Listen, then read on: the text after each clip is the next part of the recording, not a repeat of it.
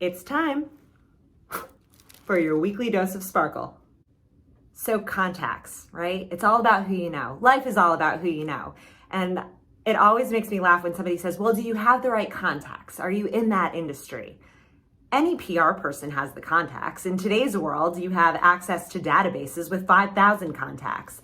It's not about having the contacts. It's what you do with those contacts once you have them, right? Anybody can find the contacts.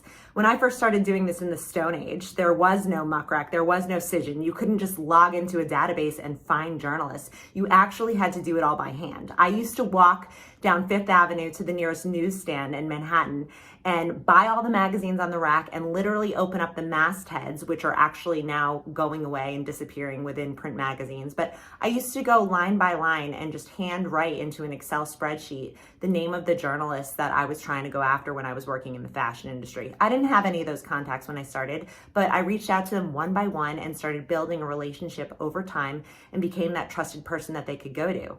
When I was trying to segue into the food and wine world and the hospitality industry, I didn't have those contacts either.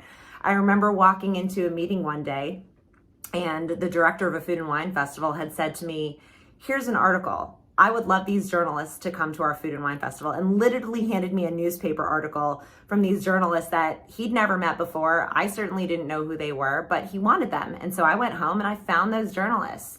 Google is your best friend. You can find anything you need to know on Google, and you can find every journalist you want to find on Google somehow. And you be a little savvy, you go to their websites, you do a little homework, you figure out the methodology of how certain email addresses are formatted at certain magazines, and you reach out.